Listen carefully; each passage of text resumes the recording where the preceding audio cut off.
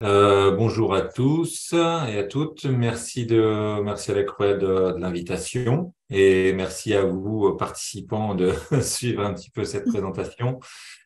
Donc moi, je m'appelle Jean-Laurent Prono, je suis coordinateur de projet au CUID Addiction, voilà, où je travaille depuis 2008 et j'ai longtemps travaillé dans le XAPACARU de la rue Planterose, de 2008 à 2020. J'ai écrit ce projet dans le cadre de Fonds Addiction, puisque j'ai mêlé mes deux expériences d'animateur jeune dans les quartiers prioritaires au départ, et la deuxième expérience de ma culture addicto au CUID.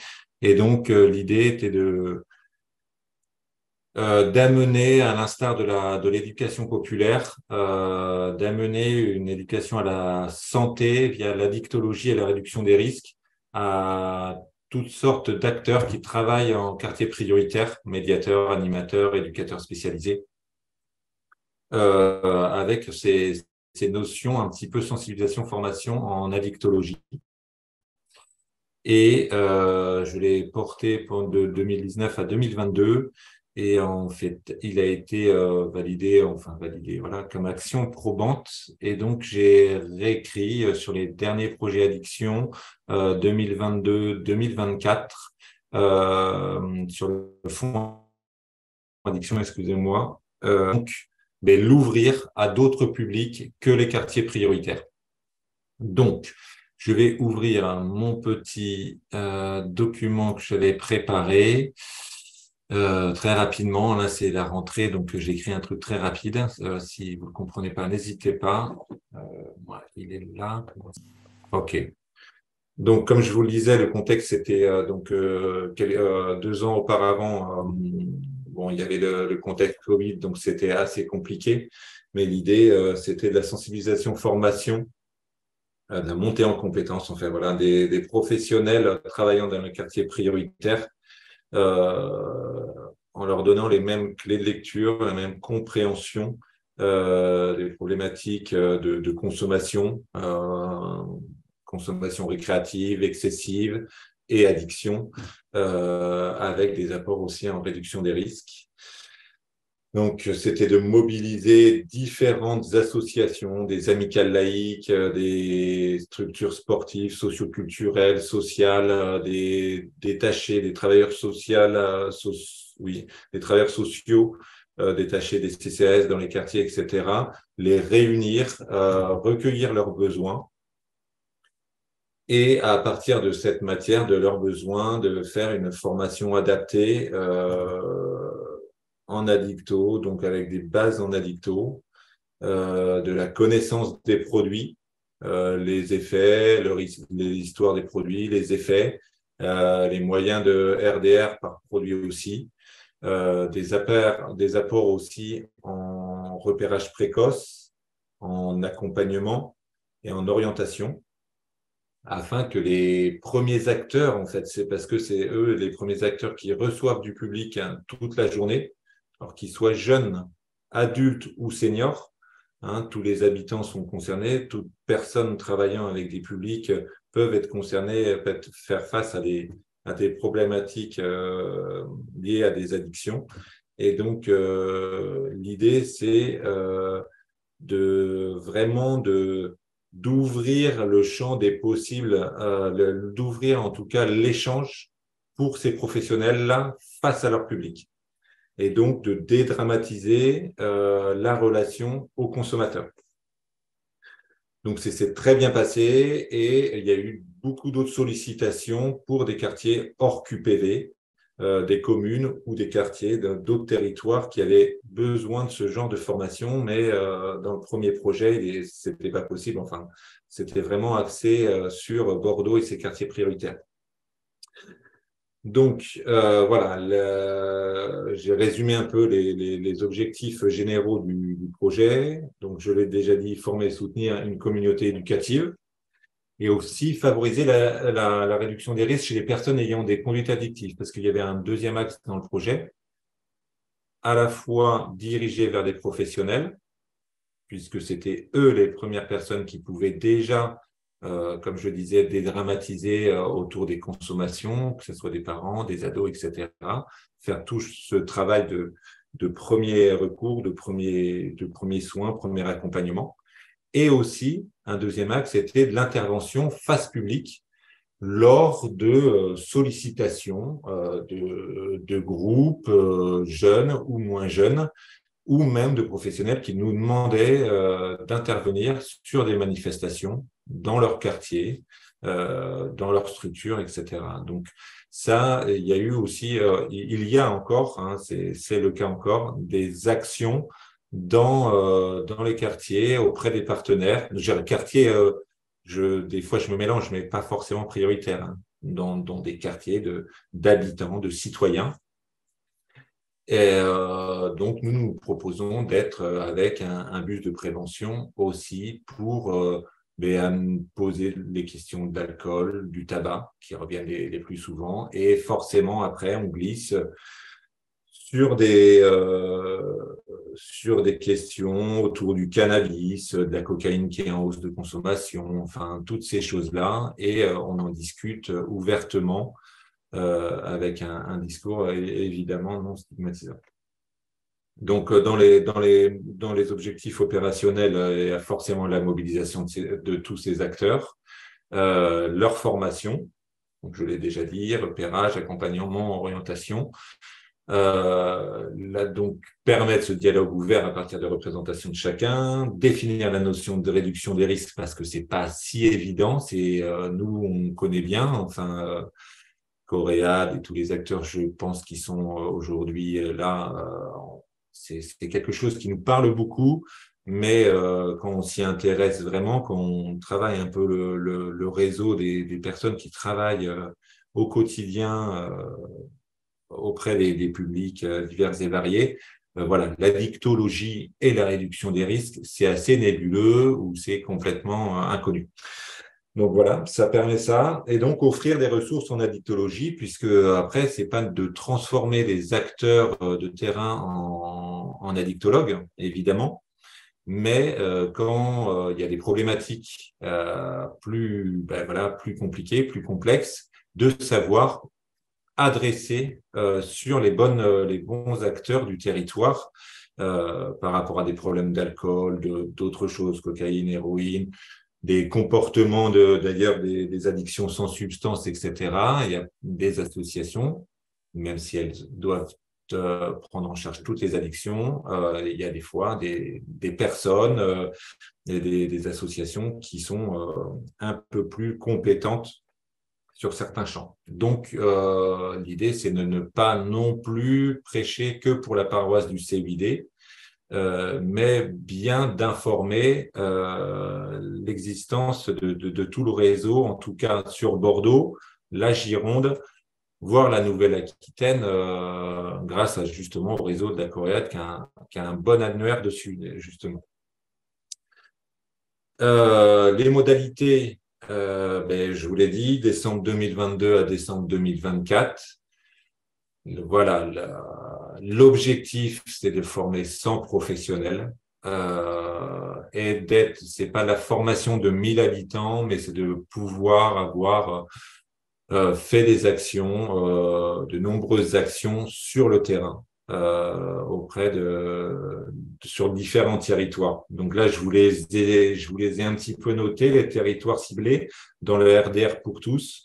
On est donc sur d'autres quartiers que les QPV, mais si des QPV d'autres territoires nous sollicitent, on peut, évidemment. Des autres villes de la métropole et surtout un axe sur les territoires ruraux.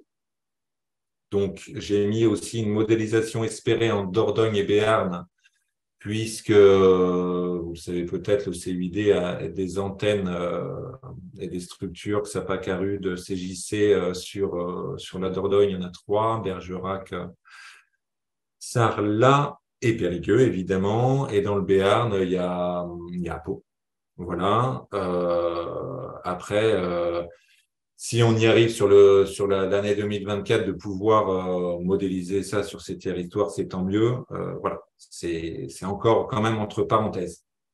En tout cas, il y a des démarches en cours sur la ville de Floirac, qui est une commune de la rive droite de Bordeaux. Lormont, pareil. On a été sollicité par le CLSPD de Libourne pour à la fois sa ville, mais aussi son pays du Libournais, et la communauté de communes du Val-de-l'Air. Donc ça, c'est en dessous le bassin d'Arcachon, entre Arcachon et Biscarrosse. Voilà. Les points forts de ce projet, c'est vraiment cette rencontre, ce que je vous disais au départ, entre tout le social, socioculturel, éducatif, insertion, etc. Et la dictologie, c'est une véritable connexion comme on se rencontre, on s'appréhende, il n'y a pas forcément d'enjeu, il n'y a pas du tout d'enjeu de pouvoir entre les associations qui travaillent sur ce même territoire, puisque là, c'est vraiment un apport de connaissances pour tous. Et il y a vraiment une interconnaissance entre eux, entre nous, et vraiment cette fluidification, on va dire, des rapports de travail et des possibilités de travailler ensemble, en fait. Donc, des fois, juste cette rencontre permet de créer, d'innover autre chose derrière. Et je ne vous l'ai pas dit, mais c'est vrai qu'il y a eu des maraudes, par exemple, de créer à partir d'une première formation sur la rive droite avec une quinzaine d'acteurs de la rive droite, 2 acteurs qui ont bénéficié de cette formation nous ont sollicité pour co-marauder au temps du Covid sur des espaces autour des établissements scolaires et des pieds d'immeubles. Donc avec un médiateur, un animateur du centre social du quartier et nous pour avoir une petite vignette à dicto. Et ça c'est aussi, on a été sollicité sur Bacalan pour ce même travail de co-maraudage. Après, j'ai effectivement mis en plus petit des temps de diagnostic qui sont possibles, puisque quand ça va plus loin, quand les partenaires, au-delà de la formation qu'ils ont reçue, s'emparent de cette question, on peut aussi mettre en place donc des sortes de temps de diagnostic pour aller plus loin avec les différents travailleurs qui s'occupent de la personne ou de la famille et orienter éventuellement sur d'autres dispositifs de consultation jeunes consommateurs, Canabu par exemple, le tapage QPV, qui est un dispositif aussi qui est assez récent, Dexapa, Décarude, voilà. Et évidemment, il y a des articulations aussi qui se font selon les territoires avec le Hangover, qui est un dispositif de nuit, vie nocturne, et le Canabu Café, qui est un dispositif mobile autour des devant les établissements scolaires lors de la pause clope, on va dire, le matin, le midi, les après-midi. Ce qui permet d'avoir un bon repérage aussi des acteurs des possibilités de travail autour des consommations, en fait. Donc, un point fort aussi, c'est la mise en relation des partenaires santé et des acteurs sociaux éducatifs. Comme je vous le disais tout à l'heure, je ne prêche pas que pour la paroisse du CEID, et donc l'idée, c'est d'envoyer de l'information sur ce qui se passe à côté de chez eux, les différences entre des dispositifs hospitaliers, par exemple comme Charles Perrins, et des dispositifs associatifs comme Addiction France et le CEID, Médecins du Monde avec la CASE, voilà. Et donc, cela aussi facilite la disponibilité, d'accéder pour eux à des campagnes de prévention nationales, comme le mois sans tabac, le Dry January, des flyers, documents de Santé publique France, etc. Ça s'est déjà passé, ça se passe encore.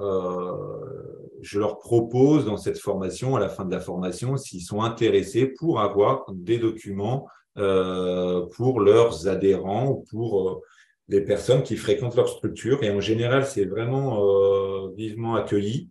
Et je fais un peu la tournée. Donc, je récupère parfois au sein de la Coréade, sinon auprès de Santé publique France directement, des flyers que je viens leur déposer, ce qui permet, eux, c'est pas forcément dans leur priorité. Chacun agit de son côté, enfin, pour ses missions. Et donc, ce côté-là, ça facilite en tout cas l'information pour les personnes, les habitants qui fréquentent leur structure.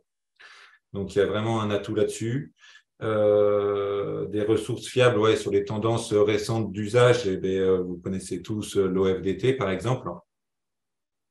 Ça permet aussi de leur donner des sites web s'ils veulent aller plus loin, s'ils veulent creuser, parce qu'encore une fois, c'est qu'une sensibilisation qu'on fait. On peut, ah oui, je vous l'ai pas dit, j'ai un petit peu manqué le truc. Ça regroupe à peu près, c'est 2 jours de formation. Donc, à part la demi-journée avant de recueil de besoins, c'est 4 demi-journées ou 2 jours complets. Après, on s'adapte selon les plannings de tout le monde. C'est un petit peu sport, ça, quand même. Voilà, mais en général, c'est 4 demi-journées. Et dans ces 4 demi-journées, à la fin, effectivement, on donne aussi toutes sortes de ressources s'ils veulent creuser les sujets un peu plus loin. Et donc, le réseau Addicto Girondin, avec évidemment la Coréade aussi. Qu'est-ce que j'ai fini en résumé? Ben voilà, ma dernière petite diapo et on va arriver sur les 20 minutes d'intervention, donc c'est impeccable. C'est tout. En résumé, donc une sensibilisation plus des interventions directes auprès des publics, c'est un atout au service de la lutte contre les inégalités sociales de santé. Ça permet en tout cas de se rapprocher des secteurs qui n'étaient pas forcément qui se connaissaient pas forcément. Et une fois qu'on a fait cette connexion-là, eh bien, il y a une dynamique qui est lancée. Et, soit le secteur addicto glisse un peu plus sur les quartiers, etc. Soit inversement, c'est plutôt les partenaires qui ont bénéficié de la formation qui demandent plus de formation spécifique ou d'innovation dans leurs actions, de se préoccuper un peu plus de la santé de leurs adhérents ou des personnes qui fréquentent leur structure. Voilà. Alors, aujourd'hui, nous allons vous présenter une des actions qui est financée par les fonds Action que nous avons ici à Bissia, qui est une action qui est tournée autour de la réduction des risques transfrontaliers. C'est le titre initial que nous avions mis en place, qui a évolué dans le temps, puisque c'est un financement qui était d'abord fait par les PPS et qui aujourd'hui a été transféré dans les fonds Addiction. Alors, avant de vous présenter cette action, alors, rapidement, Bissia.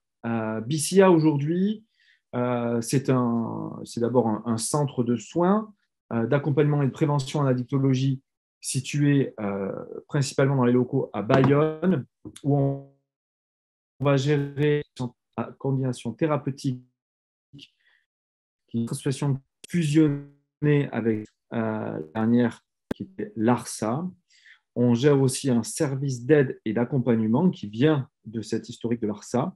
Et on est un centre d'accueil, d'accompagnement et de réduction des risques pour l'usage de drogue, également à la fois sur le XAPA et sur le CARUD, à la fois sur Bayonne et Saint-Jean-de-Luz. Alors, un peu d'histoire. C'est en 1994 que naît l'histoire de Bissia. Ouverture du centre méthadone par Médecins du Monde, c'était une nouveauté à l'époque, ce n'était pas fait par les pouvoirs publics et c'est le démarrage de la prise en charge en 1994 de 51 patients pris en charge pour leur addiction aux opiacés par le biais d'un traitement par méthadone. En 1996, élargissement des traitements, on passe à une nouvelle molécule, la buprenorphine, pour ce traitement essentiellement. Donc, on recevait des personnes qui étaient addictes aux opiacés. C'est en 1998 que l'on démarre les actions de réduction des risques en milieu festif, d'abord par une recherche-action menée par Médecins du Monde. Alors, on est toujours des actions qui sont menées par Médecins du Monde. Et tout de suite, dès 1998, on lance les premières actions, 98-99, où on met en place de l'analyse de drogue avec des tests colorimétriques. À l'époque, on appelait ça le testing. En 2000, MDM passe le relais à l'association BICIA de la partie centre méthadone. À l'époque, le centre devient un centre de soins spécialisé aux toxicomanes qui ensuite deviendra un XAPA. Et on démarre rapidement, on élargit rapidement les prises en charge des opiacés aussi vers la prise en charge du tabac. Ensuite, en 2001, on élargit aussi la prise en charge vers les consultations jeunes consommateurs. Et c'est en 2002, dans le cadre de Médecins du Monde, que l'on démarre l'analyse de drogue par chromatographie sur couche mince à Médecins du Monde, avec le projet à l'époque XBT, qui développe dans l'ensemble des missions rêves de Médecins du Monde la chromatographie sur couche mince. En 2003, on participe à l'ouverture de la salle de consommation à moindre risque à Bilbao par le biais d'un travail de collaboration transfrontalier où on est financé par les fonds FEDER, où est intégré également des actions de réduction des risques en milieu festif. En 2004, dans le XAPA, on démarre les thérapies cognitives et comportementales et on forme l'intégralité des salariés aux entretiens motivationnels. En 2007, BICIA reprend le congrès ATHS dont je vous donnerai un petit mot à la fin. En 2007, on refait un projet autour de la collaboration transfrontalière, mais là, c'est plutôt tourné vers la réduction des risques et les hépatites virales. Un élément important aussi, en 2011, on démarre en collaboration avec Médecins du Monde des actions d'aller vers. Donc, il y a une partie de ce projet qui est de l'aller vers aussi, puisqu'on fait de l'aller vers en transfrontalier vers les villes frontalières d'Andaï et de BOBI. En 2012, MDM passe le relais des actions de réduction des risques en milieu festif à l'association BICIA. On laisse un petit peu tomber la chromatographie sur couche mince, puisque c'est compliqué à mettre en place faute de moyens. En 2017, une particularité, c'est qu'on se concentre sur la réduction des risques et le traitement des hépatites C. On a un projet d'ailleurs spécial sur l'hépatite C qui nous permet de traiter le maximum de personnes après les avoir dépistées. En 2019, une petite nouveauté pour nous, c'est le redémarrage de l'analyse de substances qui est faite directement à Bayonne, au Carude, sans rendez-vous, par le biais d'un spectromètre infrarouge. Et en 2022, pour cette année-là, les financements fonds addiction pour le projet réduction des risques transfrontaliers, notamment ce projet qu'on va vous décrire, où il y a des actions en milieu festif, des actions d'aller vers en maraude et en permanence de soins vers le sud de la côte basque, et également l'analyse de drogue. Alors, je passe la parole à mon collègue pour les objectifs du projet. Mais juste après, il faut savoir que ce projet a évolué dans le temps et que l'idée, c'est vraiment d'avoir de la réduction des risques en transfrontalier. C'est vraiment de garder ce lien que l'on a avec les transfrontaliers de façon historique et de pouvoir le mettre en place sur le maximum de la zone frontière qui est très, très importante ici au Pays Basque. Je passe la parole. Oui, donc au niveau des objectifs, on est sur des objectifs classiques de réduction des risques, c'est-à-dire qu'on va essayer de limiter les contaminations du VIH et des hépatites, fournir de l'information, que les personnes puissent avoir accès à de l'information, des outils de conso ou de dépistage. Au centre, on est équipé pour ça, et on est aussi en capacité de faire des trodes sur site. Donc on va essayer d'aller vers les gens, c'est le cœur de notre action. On va aller vers les gens directement sur leur lieu de consommation ou sur les lieux où ils se rassemblent. Les lieux de consommation, je pense sur les squats et les lieux de rassemblement, notamment les points accueil jour que je vais vous présenter après, celui d'Andaï qui est transfrontalier.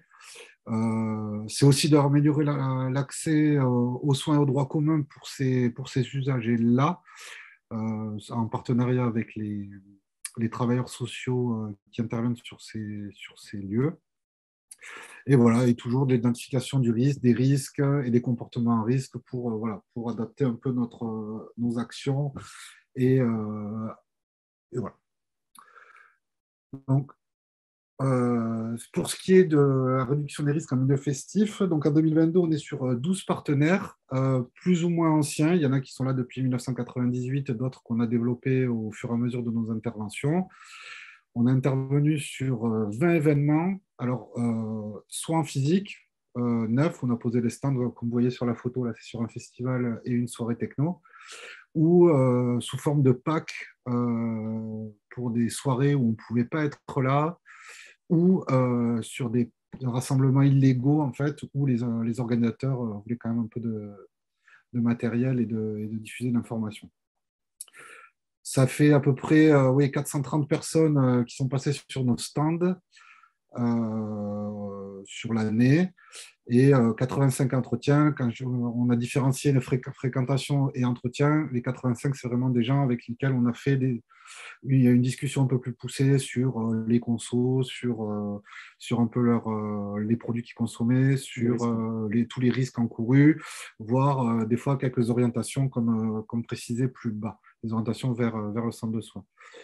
Donc ça représente quasiment plus de 30 000 matériels ou flyers distribués sur l'année.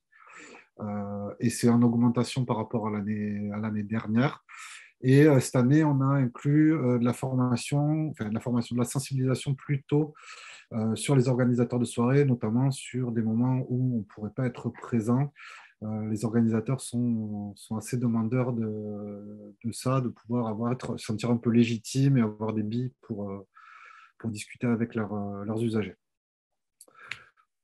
En ce qui concerne les interventions en transfrontalière, donc sur le festif, on est sur du transfrontalier, on a beaucoup d'Espagnols qui viennent sur nos soirées. Et là, je vais vous présenter un peu le point accueil jour de Hendaye, donc qui est vraiment à la frontière espagnole, et le point accueil jour est sur la ville d'Hendaye. Donc, ça représente environ 45 personnes qu'on voit quasiment hebdomadairement. Voilà, ça reprend 55 sorties, on sort, on y est toutes les semaines quasiment. Sur Hendaye, alors le nombre de lieux de permanence, c'est 4. Dans les 4, il y a donc le point accueil jour, avec des travailleurs sociaux et des bénévoles qui interviennent. On a des squats aussi, on intervient en rue et sur un lieu de rassemblement aussi dans Hendaye. Là, pareil, on donne énormément de matériel. Voilà, 5000 matériels distribués pour 45 personnes, c'est quand même un chiffre assez conséquent. Et voilà, et donc le dépistage, on a réalisé des TROD, voilà, toujours dans cette optique de réduire les risques de contamination VIH et hépatite. Et ça a donné lieu à 14 orientations vers le XAPA, des gens qui sont soit entrés en soins, soit ont rencontré un médecin et ont laissé tomber. Voilà, ça représente à peu près ce chiffre-là. Alors, un petit élément quand même sur cette action d'aller vers. Alors, d'abord, c'est une action qui est née de Médecins du Monde, comme je vous l'ai dit précédemment, et qu'on a aujourd'hui orienté comme un carré mobile. La particularité d'Hendaye, c'est que c'est éloigné de Saint-Jean-de-Luz, et où on a une antenne, et aussi de Bayonne. Aujourd'hui, on a mis en place, pour faciliter l'accès aux soins vers le XAPA, parce qu'on avait pas mal de demandes, on a fait 14 orientations sur l'année, et on avait remarqué que les orientations se faisaient, que les gens venaient, mais qu'ils avaient du mal à rester en soins. On a réussi à mettre en place un partenariat et on met en place des tickets de bus, et aussi, je sais que vous avez fait venir des gens avec la gare, avec le train, mais avec les tickets de bus, qui fait que les gens ont pu plus venir ici pour le soin. En ce qui s'agit pour le matériel, on le ramène directement, que ce soit sur leur lieu de vie, tout ce qui est matériel de réduction des risques. Mais aussi, on a en plus un automate échangeur de kits d'injection, de seringues, à Hendaye, qui tourne pas mal. On a un public frontalier, transfrontalier. On va avoir à la fois des gens qui sont originaires de l'autre côté de la frontière, des Espagnols, des Basques espagnols, mais on a aussi pas mal de personnes qui sont migrants. Donc il y a vraiment un peu en transit, un peu de tout à Hendaye. C'est là où c'est qu'il y a pas mal de turnover, en tous les cas, sur cette zone-là. Et c'est un endroit où c'est qu'on va trouver, comme à Bayonne, pas mal de personnes qui sont en difficulté, vulnérables ou en situation de précarité. Donc, c'est un travail qui est intéressant et qui bouge pas mal tout au long de l'année.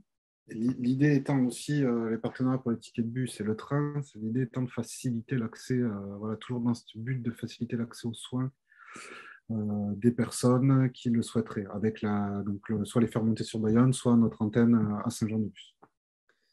Alors,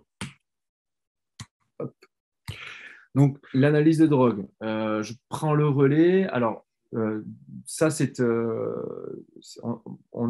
chose qu'on développe depuis pas mal de temps, l'analyse de drogue, qu'on avait un petit peu lâché, faute de moyens, lors du transfert de Médecins du Monde, puisque c'était des bénévoles essentiellement qui se chargeaient de l'analyse de drogue à l'époque. Et à fur et à mesure du temps, la chromatographie a de moins en moins été utilisée. On utilisait évidemment le dispositif synthèse, mais c'était quelque chose qui était plus trop proposé en milieu festif. On a pu redémarrer ces actions en 2019. Et là, en 2022, on a participé à 3 sorties. Alors, comment ça se passe? Aujourd'hui, l'analyse de drogue à Vicia, elle se fait sur le site de Bayonne, dans les locaux. Alors, plus particulièrement, voilà, dans ce bureau-là, où on se trouve actuellement. Elle se fait sans rendez-vous. Généralement, la personne va attendre maximum une demi-heure, mais bon, c'est souvent plus court. Donc, elle peut le faire à n'importe quel moment de l'ouverture de Bicia. Donc, c'est entre 10h et 18h, tous les jours de la semaine. Elle se fait sans rendez-vous. On l'a fait essentiellement le vendredi. On a remarqué que les gens étaient plus demandeurs le vendredi, juste avant le week-end.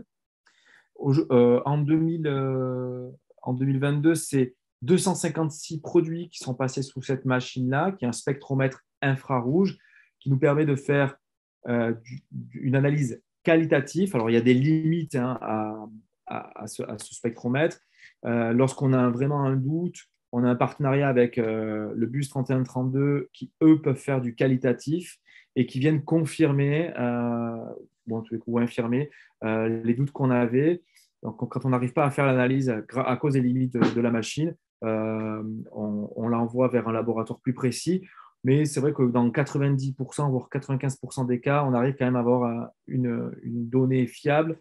L'objectif est surtout d'abord de rentrer en contact avec l'usager. Ça nous a permis de rencontrer des usagers qu'on ne voyait pas au XAPA et au CARUD, des personnes qui n'ont pas parfois pas de difficultés, pas de troubles de l'usage en addiction, qui ne nécessitent pas particulièrement de matériel de réduction des risques, qui se débrouillent tout seuls. Donc, on a un nouveau public qui est arrivé au sein du CARUD.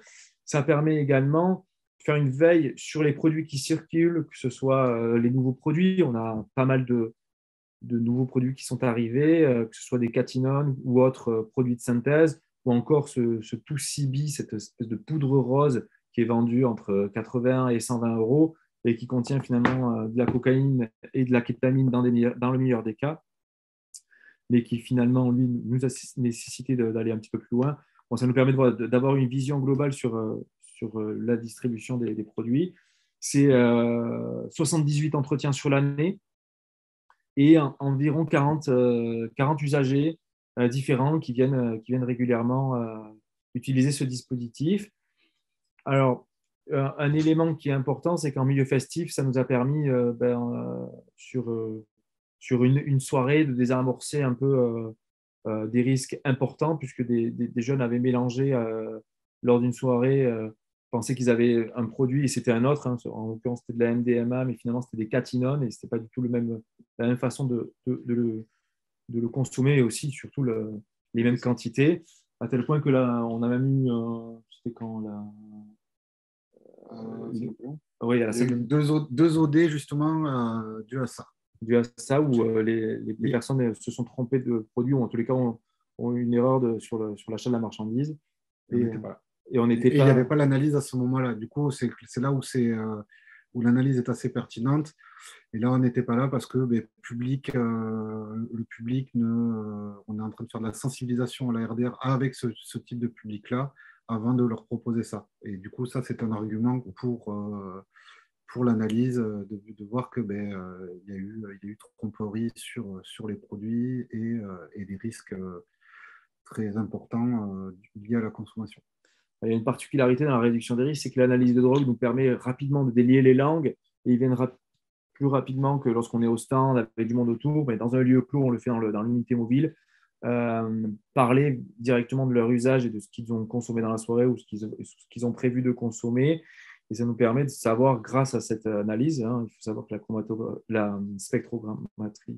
le spectromètre infrarouge nous permet d'avoir un résultat dans les 2-3 minutes, même s'il est semi-qualitatif, même s'il est qualitatif et semi-quantitatif, ça nous permet quand même de pouvoir donner des messages de réduction des risques, parfois classiques ou alors souvent adaptés à la molécule présente dans les poches des usagers.